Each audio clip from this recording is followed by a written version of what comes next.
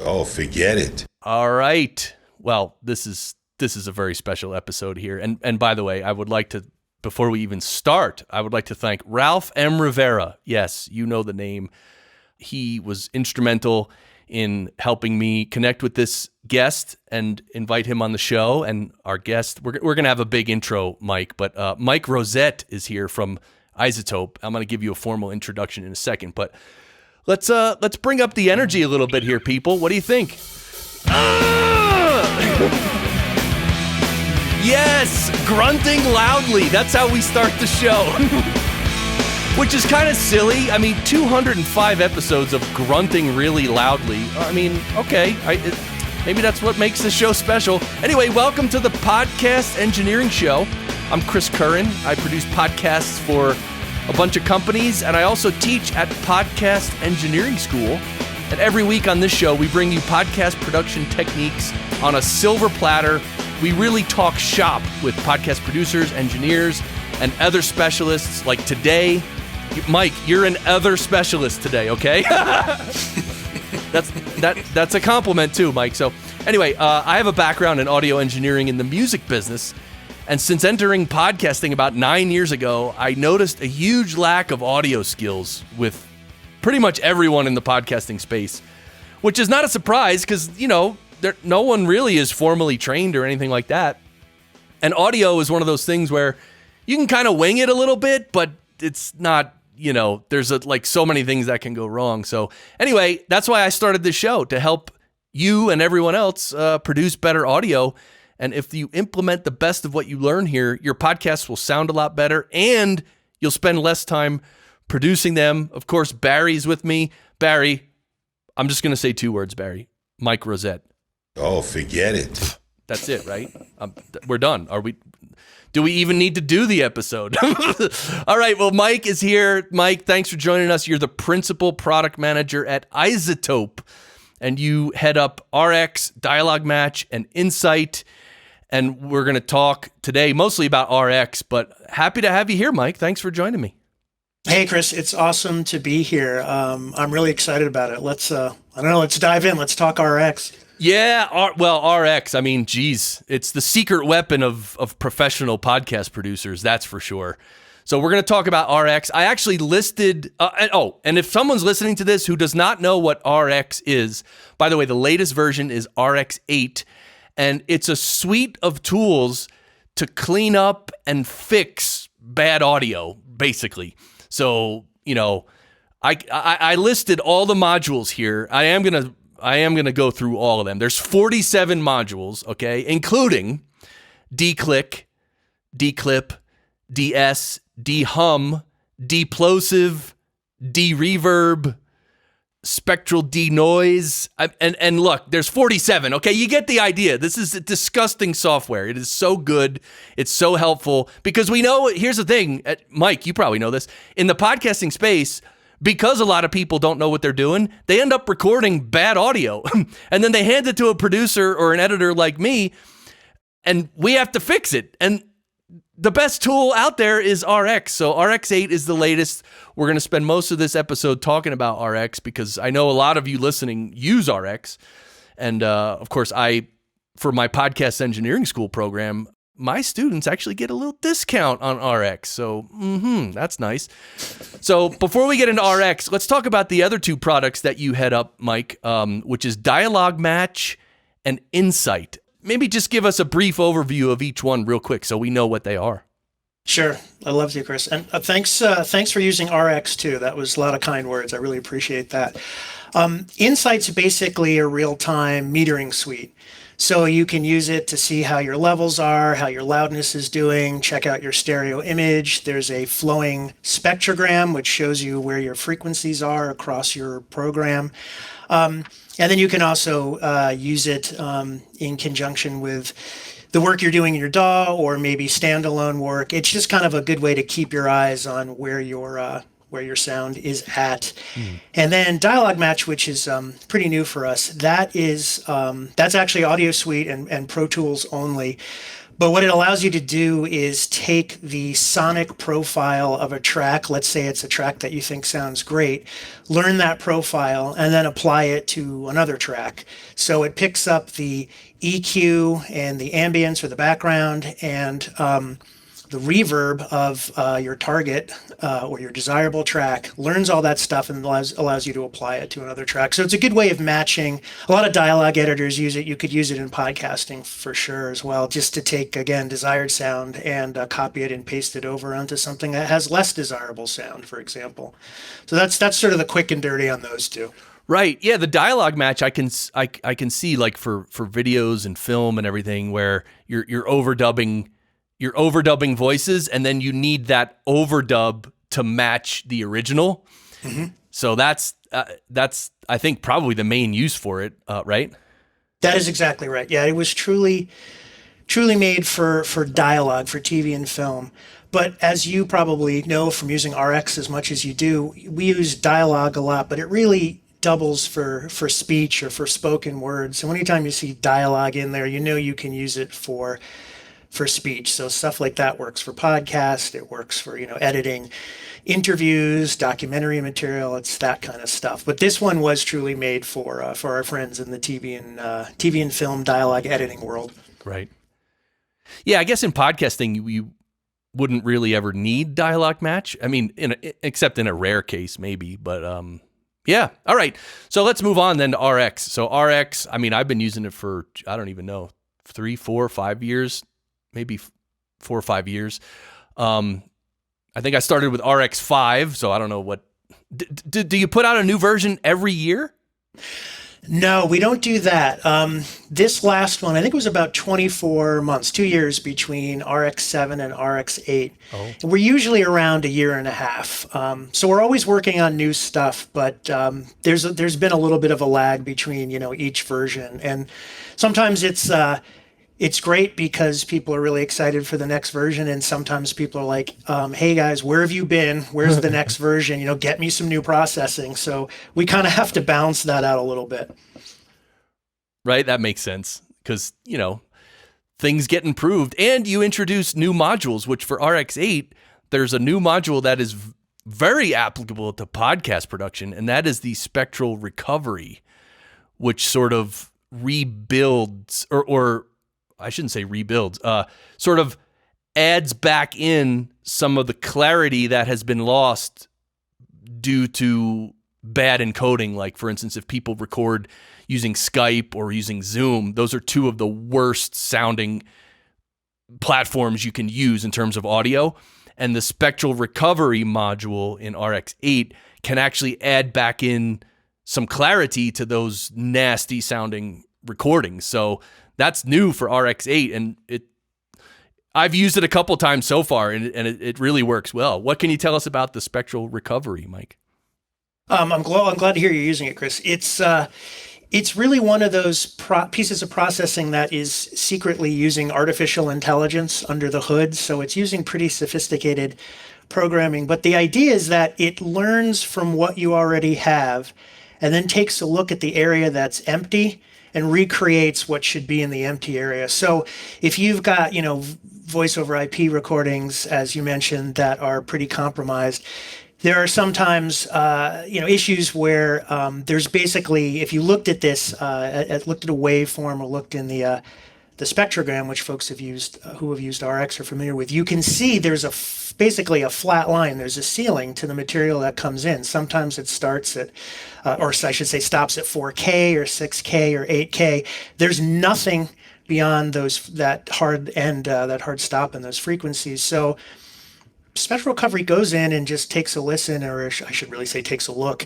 at what's there and recreates those missing frequencies. It's also then looking at what's underneath that hard, end of frequencies. It's looking underneath that, underneath 4K or underneath 6K, and often noticing that there are sort of holes in the audio material. And there's a thing that's happening under there called spectral patching.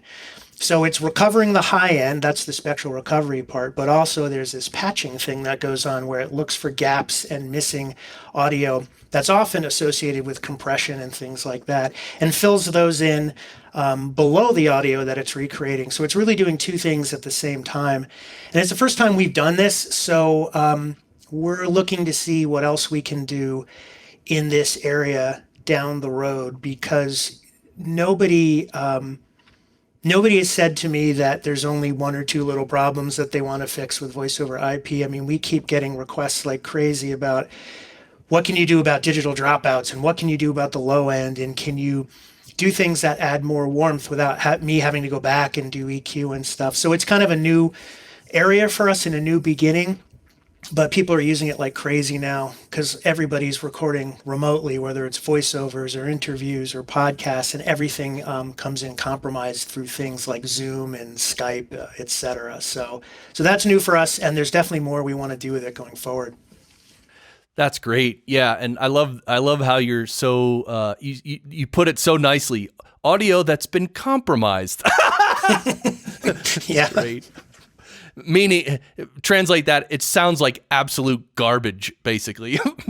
But True. Whatever.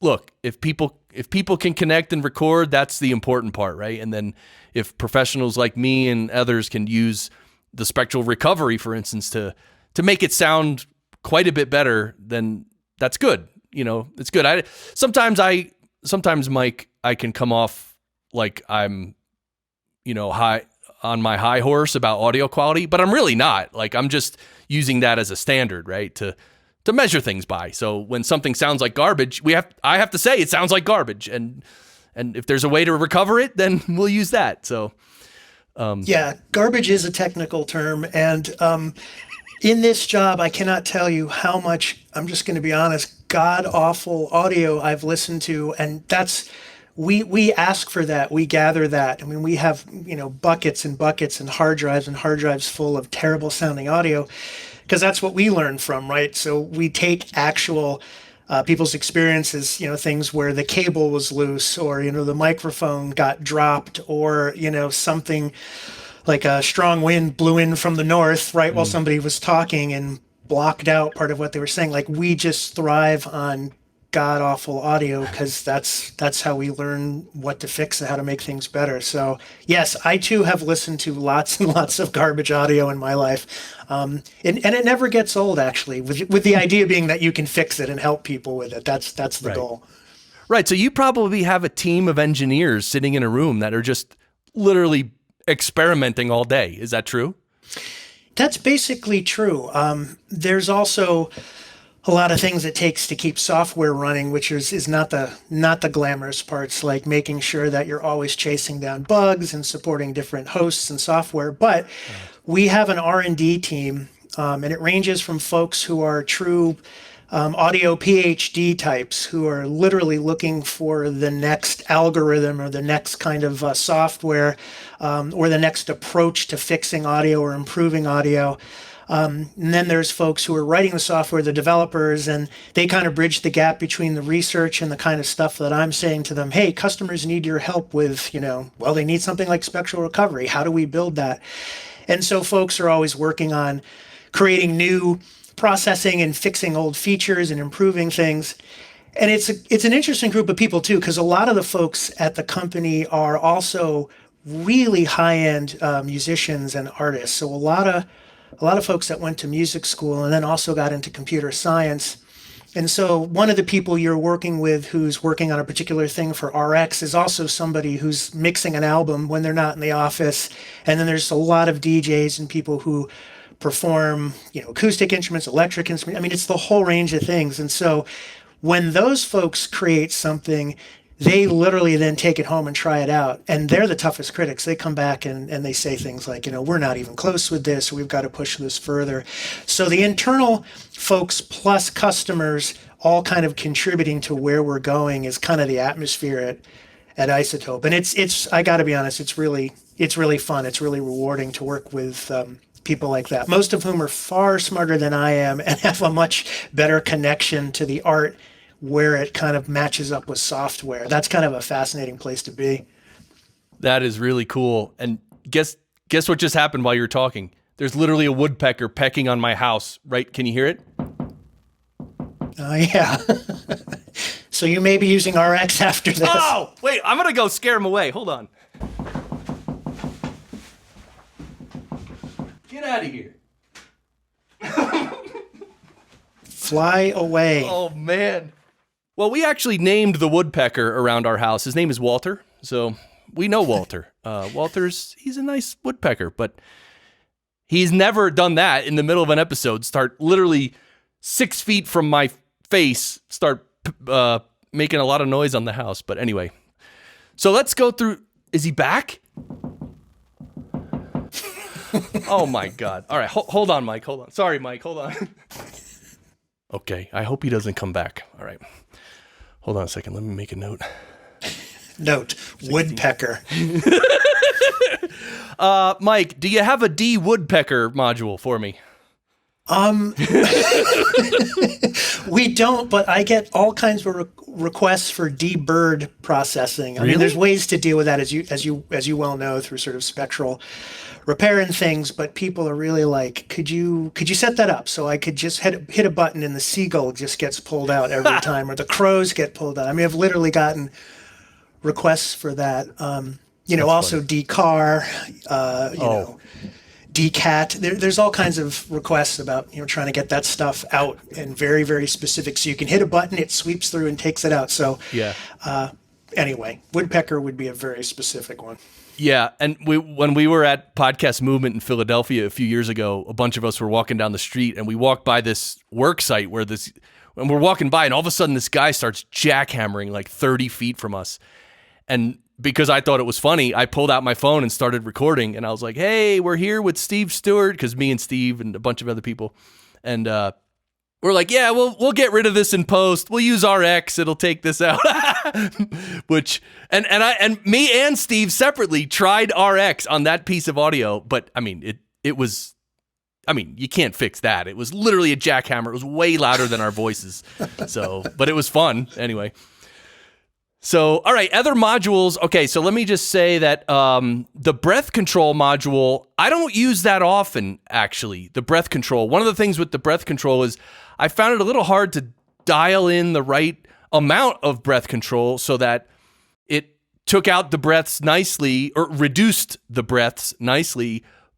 I don't know. Is there, what can you tell us about breath control? How to dial that in so it sounds good on all the breaths and doesn't miss any breaths?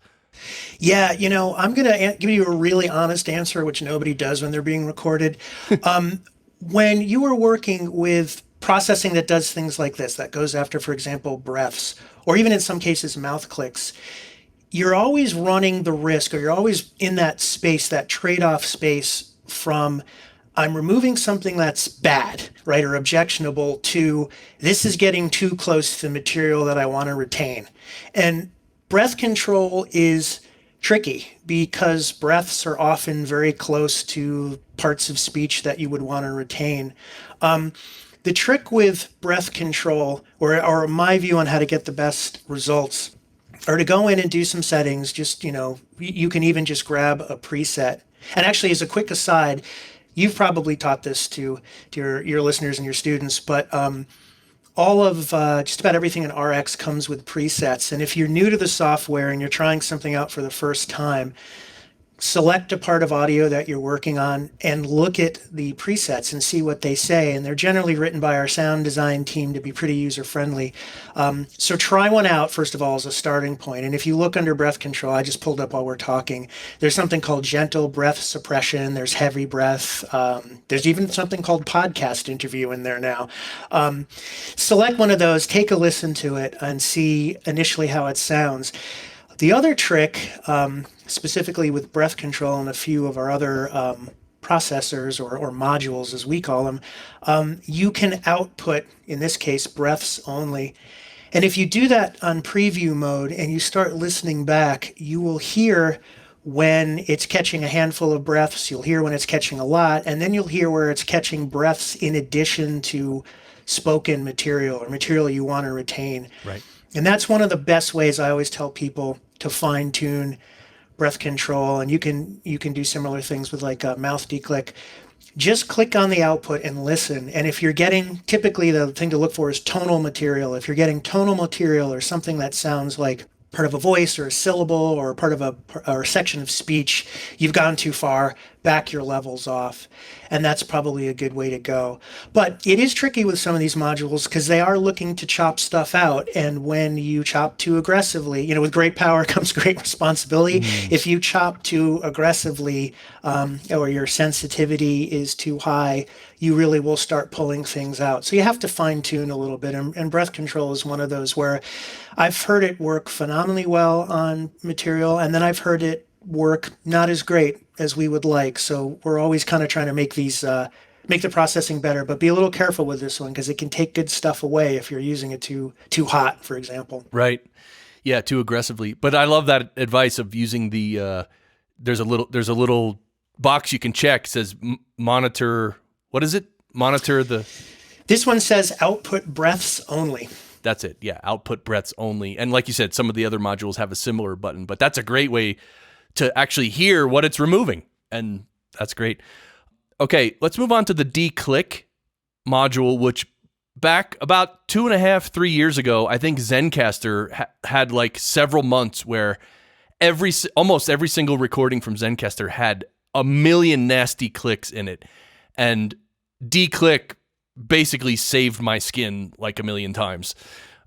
Because no one really could say why it was making all those clicks, and Zencastr didn't know either, and eventually they fixed it, I guess, somehow. But the DClick was invaluable to me because, or else you'd have to record interviews over, and then that you can't do that. So the DClick is great. That's awesome. I'm really glad to hear that. And we now have I shouldn't say now, meaning like not in the last 3 months, but we added mouth declick a few years ago, and that's a more refined version. And if you've got clicking sounds, sometimes they can be little digital sounds. Sometimes maybe you're working with older source material. I know folks who are, for example, working on old vinyl records or old recordings on tape. You can get very click sounds like declick and decrackle are often associated with old masters, and you can use those to kind of restore them and pull out those sounds. Mouth declick is really optimized just for mouth sounds, and that's where, and Chris, I don't know if you find this in your work, but that's where we're sending a lot of people now who are really just focused on a track that is entirely spoken. There's no music, there's nothing else in the background. But sometimes you do want to pull declick out for mouth noises as well. So it's really up to your ears. But I'm wondering if so I'm going to ask you a question now. I'm wondering if you kind of feel the same way about that you're more focused on mouth declick for voice stuff, or are you still going back to declick? I'm just curious, actually. Yeah. The answer, no, I haven't really used declick in a while, ever since that Zencastr fiasco. And yeah, mouth declick is something I do use, regularly, not often, but regularly, maybe once every month or two. If not more, but I'll certainly use mouth declick, because yeah, some people just have really nasty mouth clicks and it's really hard to listen to. And the mouth declick does a great job of removing them. And I've gotten quite used to the controls of the mouth declick because there are certain parameters there that you can adjust to help get the mouth clicks out even cleaner. So yeah, mouth declick is great. And you're right. Mouth declick is one of those modules that you can't get it anywhere else. I mean, where else? No other company has anything like it, right? I don't know of, again, I could be wrong, but I don't know of anything that really works as deeply as ours does. I really don't. I think that's one of the things we have that's pretty unique. But again, I could be wrong, but I don't know of something that's that comparable. Right. And Chris, one thing I wanted to mention to you. So you brought up declick first. You probably know this. I don't know if your listeners do, but there is a preset in there called GSM Cell Phone Buzz. And if you've got one of those recordings, if you've got cell material, or that was the only way you could record somebody, and you get that digital, that like kind of sound that comes through, there's a preset in there that you just run it, it just wipes it out, just takes it right out cleanly. Really? So I wanted to mention that because folks are often looking for something like that, and we happen to have it in DClick because the sound is closer to clicking, even though you might think, well, it could actually go somewhere else. But that's a nice tool too if you're trying to recover an interview that you had to do on a cell phone or something like that. It takes that sound right out. That is interesting. Oh, well, that's going to be in the show notes for sure because I am taking notes, but I want to try that one. Okay, let's move on. I think two of the most basic modules in RX8 for me are the De-hum and the De-plosive. And these are just, I do these in my cleanup phase where I just, before I bring tracks into my DAW and start mixing and editing, I first clean them up. And if there's any major hums on anyone's track, I remove it. And if there's any major plosives, I remove them. So the De-hum and the De-plosive are just like, for me, I mean, the De-hum I don't use so much because, not everybody has hum. Like, and I guess I just will quickly mention that in this interview, you're using an old school headset and there's really nasty hum in probably around 60 hertz, but I'm going to remove it and no one's ever going to know that it was there with the De-hum. That's pretty cool. I now feel deeply ashamed that my company issued headset is not cutting it. I'll have to take that with me. But yes, please use RX and get that right out. And so the bigger one for me is De-plosive. This is one that, because plosives are something that people who don't know anything about audio, they don't even know what a plosive is, and let alone trying to avoid it or remove it. So for me, this De-plosive module in RX is just, it's amazing. And I've gotten really good at dialing in the settings because, again, you got to dial the settings in right, or else, because if you overuse the De-plosive, it can remove more low end in weird spots and it'll make it sound funny. So you kind of got to dial it in, but I've gotten good at that. Yeah, that is another one. Well, I'm glad to hear that. And that is another one too, where, you have to be careful with that. One of the other things I often say to people is when you are working to clean something up, it's very tempting to go for what you think is the single best setting, run that and move on. And sometimes it's better to run things at almost like a third or half strength of where you think it should be, and then run it a second time.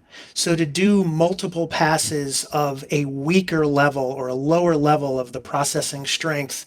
And it's interesting, like you can get different results with that. Sometimes, if you worked in RX a lot, or there are problems that come up in your audio that you're really used to, you've got your workflow. You go to this preset, you go to this setting, you hit click, and it works great. And again, use your ears. If that sounds fantastic to you, great, move on.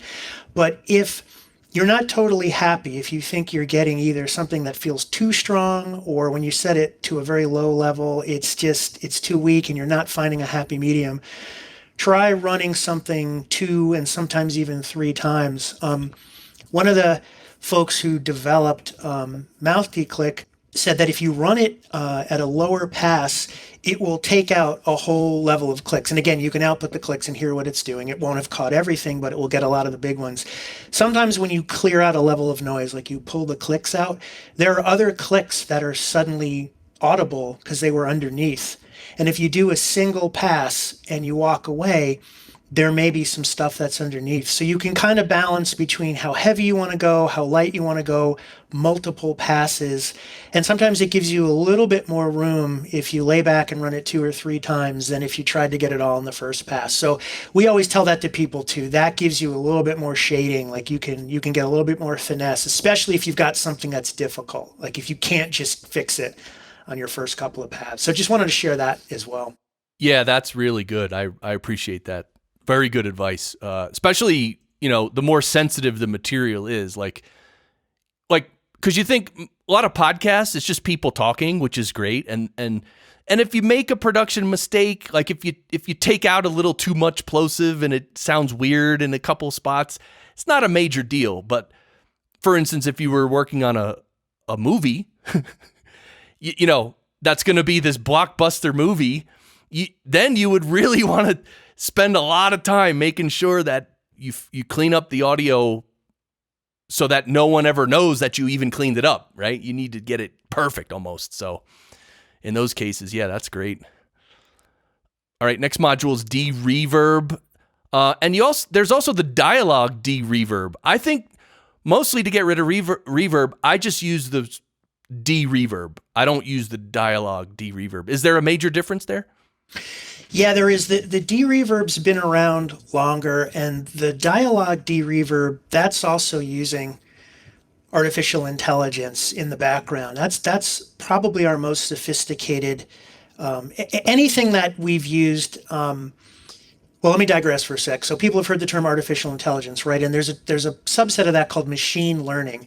The idea is really simple. You take lots and lots of samples of something. So in our case, we would take lots of samples of speech with reverb on it, and then lots and lots of samples of speech that doesn't have reverb. You put them in a computer, the computer runs and runs and runs, and it comes out and finds patterns between what is clean speech and what is speech that has reverb in it. And once you've kind of learned that, you can bake that into the processing. So things like Dialogue De-reverb have been trained on lots and lots of samples of again, speech and speech with reverb.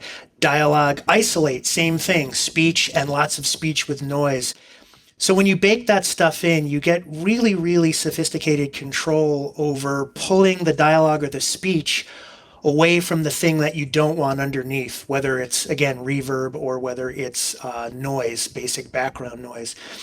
So Dialogue De-reverb is fairly new. I guess it's 2 years old now technically, but it came out in RX7.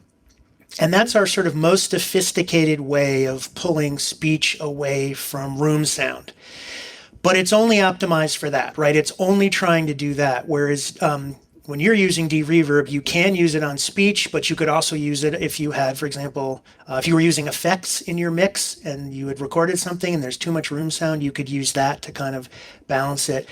But for pure speech applications, we're steering folks towards Dialogue De-reverb. And again, playing around with the settings on that, if you go really, really crazy with that, you suddenly get this voice that sounds like it doesn't exist in space and time anymore because you've just pulled it out of the room or you've pulled it out of the exterior, wherever it is. So you want to be a little careful with that too, because it can make things sound, if you push it too far, it'll make things sound almost sterile. Like it's just this disembodied voice and it has no context. Wow. But using that one, you can do some pretty amazing things. If you've done an interview and you're in an echoey, if you've done the interview with the State House and there's marble behind you and it's one of those echoey rooms, or you're just picking up an interview with someone spur of the moment, you didn't really get to think about the acoustics of the room, it can really help you dial down the room. And you can use it at home too. Like, I'm working, my home office, and since we've been work from home, is basically a guest bedroom, with a wood floor and stuff. So I'm sure you're hearing all kinds of things that I would be embarrassed about in terms of how my sound is in here. Well, Dialogue De-reverb can take that room sound out or give you control over it. Right. Yeah, that's great. That's good to know that the Dialogue De-reverb has the sophisticated processing in the back end, and that's what you recommend to use on speech. So that's good to know. I will definitely try that again. And one thing here, I just realized one thing I don't do ever with any plugin or any processor ever, it never occurs to me to go look for a preset that, like the presets that the company who made the plugin has already created a preset. I just don't ever think of that. I always just think I have to dial it all in myself, which is not bad because I like doing that, but maybe I should look at some of these presets. Well, free for you at that. No, you should check them out. And I think for people who, again, maybe haven't spent as many years in the, doing this kind of work as you have, again, it's a starting point. But the other thing is when you select one, you see what those settings are in the module. So you see what our sound designers thought would be a really great place to start. So then you're looking at, oh, this is the reduction level that they chose. Oh, this is where the sensitivity is in Dialogue De-reverb. And then as you do this more and more, you start to build your own preferences. Like, yeah, that preset's nice, but I think it's a little too sensitive. And you start to see where you can make your own changes. So I'm always hoping that the presets are kind of like teaching tools for people, for them to understand the software better in their own context. And so they're pretty cool that way. It gets you where you need to be, but then you can learn what parameters you might want to change. And then you can change them and instantly hear what you did. So there is kind of a feedback loop that I'm always hoping people will kind of dig into a little bit and get more out of the software that way. Yeah. That makes a lot of sense. Okay, one of the biggest problems in podcast production is when a guest on a podcast is using earbuds, and then the earbuds rub against their shirt or rub against their hair. And so maybe, I'm going to make a joke. Maybe in the future you can come up with a earbud de-rubbing thing. But anyway, I think I've tried the De-rustle, okay, which is in RX8, De-rustle. I've tried that on this before, and sometimes it works pretty well. Like the De-rustle module is sort of like a weird one that like when I don't know what to do with something, I'll just bring out that one and just try it if there's some weird noise I want to get rid of. Yeah, that kind of makes sense. That's so that specific situation is really interesting to me. Like, so when we did the work on this was really aimed at like lavalier mics, they're being hidden under clothing and things like that, typically for TV and film dialogue recording. And we literally got one of our sound designers, and he put the mic on and switched out different wardrobe and literally jumped up and down and ran around in an isolated room. And we compiled literally hundreds and hundreds of those kinds of sounds with specifically lavalier mics, because that was really the request. Like, hey, can you fix this? Because you have that problem on TV and film sets all the time where a mic is hidden and it's great until someone reaches for a glass of water or shakes someone's hand or shifts. And same thing with interviews too, right? That happens when somebody shifts. So it was optimized for that. And that's kind of a different, a little bit of a different, as we would call it, a use case, like a different use case from what you described. But I would hope that it could still help out there, but we may have to go back and do a little bit more digging on that specific use case. That's really specific what you mentioned, and that's interesting. I hadn't really thought about testing for that. Like, I'm literally taking a note on that right now. Yeah, that's fascinating to me. And the other, just one more thing about people using earbuds that you may want to write down as well is that earbud, like the microphone on their earbuds is usually on one side, either the right or left, right? And if they're using that earbuds microphone and they turn their head and look one way versus turning their head and looking the other way, it's night and day, the tone. Because if they turn toward the side with the mic, the sound becomes really clear and really good. If they turn to the side away from the mic, all of a sudden it's kind of like this, and it gets really dull like that, right? And so I always use a multi-band compressor to try and even those out in extreme cases. Sometimes I do nothing, but if I'm trying to fix that, I'll try to use a multi-band compressor to even out the frequency bands. But that's a rough one, because sometimes people, they turn away from the mic and their voice gets so dull, and you can hardly understand them. And then they'll turn back and it's like crystal clear. And that's hard to deal with sometimes. Yeah, that's come up a lot too. There's some like research and study around that. The issue is called mic proximity, right? It's where are you in relation to the mic, or where's your speaker in relation to the mic? Right. And so that comes up a lot. Also comes up a lot in TV and film when you've got a boom mic and someone's holding that, out of camera and they're aiming it and someone turns away from it and you can't match the angle, so they're off mic. But yeah, like what you're talking about too is in earbuds, or if somebody is like in documentary, if somebody's got a microphone on a camera in a fixed position and someone keeps talking and looks away. So there's a ton of issues around that. So that is something, we're kind of looking into, and a bunch of folks are looking into, about can we use the technology to essentially pull that person back to the right placement on the mic? Can we pull them back in? And there's some things you can do with equalization and with EQ, and there's some things you can do with volume and loudness, but it's probably one of those things that's best going to be served. Well, I shouldn't say best going to be served. It's potentially served by, again, using artificial intelligence. So it can we can have a whole bunch of cases where that's happened, and we can look for patterns and sound patterns and then try to recreate where we think somebody would be back on the microphone. So that's a big one. That's coming. Right? Oh, okay. Cool. Yeah. All right. Let's move on to denoise. Denoise is a big one because, a lot of people, record in rooms where there's like an air conditioner on or a fan, like just noise. And that happens, obviously, in podcasting, that mostly happens with guests, right? Because guests, they're just a guest and they just show up and they want to talk and it's great. But they don't know anything about audio or turning off background noises, right? So the spectral denoise is one of my favorite modules in RX because I don't know why. There's another denoise module, not the guitar denoise. I thought there was like a regular denoise module. You thinking of voice denoise, or yes, what do you? Yes, yeah, voice. Yeah, right. Oh, it's right below where I'm looking. So you have the voice denoise, which is really good, and then you have the spectral denoise. And whenever I've actually tried to use them both side by, I've tried to compare them side by side, and the spectral denoise is always just more accurate, and you don't even have to use as much reduction. Like 2 or 3 dB of reduction is a lot. And anyway, that spectral denoise is one of my favorites. What can you tell us about that? Oh, well, I'm glad to hear that as well.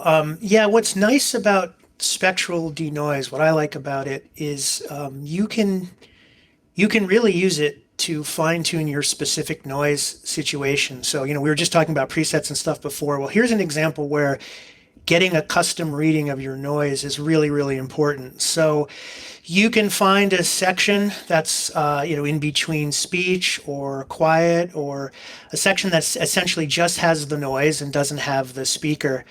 And I know, Chris, you well know how to use this, but just for listeners, one of the coolest things that I find with this is that ability to really dial in the specific noise problem you're having. You click learn, so you've captured it. And then it analyzes it. And if you're happy with those results, you can just, apply that and move on. If you're not, you're able to sort of play around with the curves in there, and you can dial things to your liking. So if you're thinking the low end is too noisy, you can play on that end. If you think you've got too much high end hiss, you can kind of move the curves and dial that in. And that's a kind of cool way to go because it can really customize to your situation. It's pretty fast once you've learned it. And then that also there's an output button on that too. You can output noise only, and you can really listen to exactly what you've selected, what your specific noise profile is. And if it's sounding really great to you, you've got that check with output noise only. And if you're, again, feeling like, whoops, I'm pulling out some of the qualities that are making the speech clear or whatever, you can then dial back. You can look at that graph and dial back the areas where, I might be taking too much low end out, or I might be taking too much high end. So I like it for that reason, and it can help you get through really crazy noise situations. I mean, people use this on speech, they use this on music, they use it on, restoring old recordings. It really allows you to dig into your specific situation, get a profile for you, and then tweak it and run it, and then render it out and get rid of that noise. So this one is pretty cool. I'm drooling a little bit over this one. I mean, it's been really useful for people, and people really, really like it.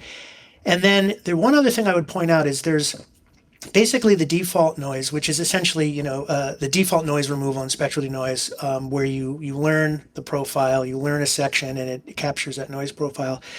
But for noise that's changing in the background, that isn't really sort of stationary, but noise that we call non-stationary, or noise that moves. So things that are beyond a fan, or things that are beyond a buzzy noise, or sort of constant level noise that changes. Like if, for example, there's traffic noise in the background and you hear cars speeding up, slowing down, trucks and stuff, you can flip it over to adaptive mode. and it will follow along and try to correct. Now that's asking the processing to do a heck of a lot. So there are times when I think it really nails it, and there's times where it's going to be much harder for it. But there's that mode as well too, depending on what's happening in your particular recording. That's cool. Yeah, the adaptive mode is actually available in several of the processors, the modules. That's right. Yeah. Yeah, which I normally do the learn and I, so it creates a specific profile and then use it that way. But the adaptive is in those cases is really handy. Like that happens sometimes with people's the HVAC systems in their house. Like the air will be on a little bit, and then like let's say the heat is on and it's on a little bit, so there's like a little shh, but then like it kicks up a notch and it gets really loud, and then it comes back down to be a little quieter. So there's almost like 2 levels of noise, and so the adaptive mode would be great for that. Yeah, absolutely. Okay, so first of all, a couple things, and then we're almost done here. But I recently bought a guitar. I started recording some guitar, and I get these fret squeaks, and I was like thinking and I tried a bunch of plugins. I tried Soothe. I tried all the things I got in my back pocket, right? All the stuff I spend a lot of money on, and none of it was working perfectly the way I wanted to. And then I don't know how, I just remembered that there's a guitar denoise in RX. And I was like, what? And so I tried it, and that worked better than everything else I tried. So for you guitar players, I guess specifically acoustic guitar, there's a few different controls in that guitar denoise. But yeah, anyway, I don't want to get into that because this is all about podcasting. So the last module I want to talk about is De-clip. And De-clip is important because a lot of times when we record podcasts or any audio, on location is notorious for clipping because, it's hard. Sometimes it's hard to set the level. You don't even know what the level's going to be, and you know what I mean? So it's just clips. So the De-clip module is great. I use this, anything that has clipped, I definitely use the De-clip, and it really is, it's just wonderful. So can you tell us a little bit about that? Maybe how it actually works. How does it detect the level that's above 0, which is not even there? Yeah, I think the best way to describe that, and you probably need one of my PhD colleagues to really tell you the truth, but the way it works is essentially when you listen to sound, you can hear it goes, when you listen to distorted sound, you can hear everything sounds great, then it doesn't, then it sounds great again. So you've essentially got 2 points there, right? You've got the sound going up until it gets too loud, and you've got the sound going down when it's coming back from being distorted. If you've got those 2 points, it's almost like you can figure out the third point, that missing point. So it's able to kind of look at what came before and what came after and make some decisions. Now, again, this isn't using artificial intelligence. This is more sort of standard processing. But you've got those 2 points to kind of learn from, and it can kind of interpolate what should happen between them. And that's the basic idea. Other than that, you need to get a PhD. It's probably not going to, I can't do too much more. But that concept happens in other processing too. Like if you're using spectral repair, if you're using an interpolate, right, you're looking at what came before the gap and what came after, what came before and after your dropout. And then you can make some pretty intelligent, or I should say educated guesses about what should fill in the middle part. So that's the basic idea, right? It kind of knows, when De-clip kind of knows where you're headed and where you're coming back from and tries to help you get what's missing and then just bring the level down. De-clip is probably, and Chris, I don't know if you kind of teach it this way, but when I think about where to start, when you get audio back, you've done your interview, you've got your podcast, where do you start? De-clip is probably one of the best places you can start before you do anything else. Right. Get your clipping, get your distortion fixed. And once you do that, you have nothing that's blown, then you can do things like level set and denoise and, all your gain staging and that kind of stuff. But until you're not clipping, there's always that thing hanging out in the background that might mean your levels are actually still too hot. And once you get rid of it, it also helps the other processing too, because if you're processing a section that has clipping, it's trying to interpret, oh, well, there's clipping. Like, how do I correct for that? Is that a click sound? Is that a whatever? So De-clip and then start to run the rest of your sort of your cleanup chain. It's the best way to go. Yeah, that's great advice, and that's exactly what I do. But that brings up a question for me, might be sort of an advanced question. One of the things I do is run the phase correction on pretty much all the raw tracks that I produce. And the phase, I normally do that first, right? Because that's just good to correct the phase first. So if you had some audio that was clipping, would you run the phase first or the declip first? Or does it matter? Probably doesn't matter. It's a great question. I think I would still start with declip, because it's still, mouth clicks are annoying, but they're not technically damaged audio. But clipping is one of those only things that really falls under the category of this is wrong. I mean, again, maybe that's part of, in music, sometimes distortion is really desirable. But I mean, if you're truly clipping, that's a problem. And once there's a problem in your audio, it can affect the rest of your processing. So I usually think I would still start there. That would be my bias. That's awesome. Well, Mike, this has been just amazing. I'm so happy that you were able to be here and chat with me about all these amazing modules that are all part of this tool called RX8, which is, it's for anyone in podcasting who's producing professional audio.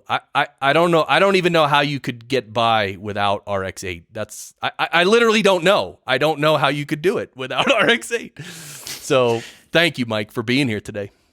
Thanks, Chris. It was absolutely a pleasure. Thank you for using the software and helping people use it better. We appreciate that. And congrats on, did you say it was 205? Like you've hit a milestone in the podcast?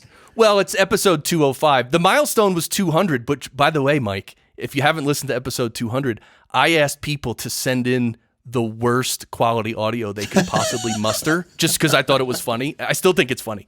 And I didn't try and clean it up either. I just played it just nasty. It's just great. You got to listen to 200. All right. That's definitely going to happen. All right. Well, look, Mike Rozett, Principal Product Manager at iZotope. Thanks again, brother. And I'll start the music, and then would you be so kind as to yell into your headset, sound great as we finish here. All right, you just tell me when, and I'll yell it. All right, good. Yeah, and if you want to even hold the little boom arm closer to your mouth to distort it, because we really want to just nasty, distorted, sound great. I'm not kidding. We love it. All right, thanks everybody for listening. I hope you enjoyed this. We'll see you next week. And I want all you to yell as well. Sound great. Okay, go. Sound great.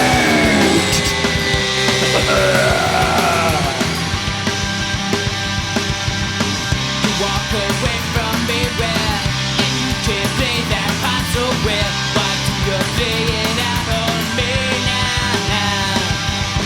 You like to lose control where it's quite a feeling, isn't it?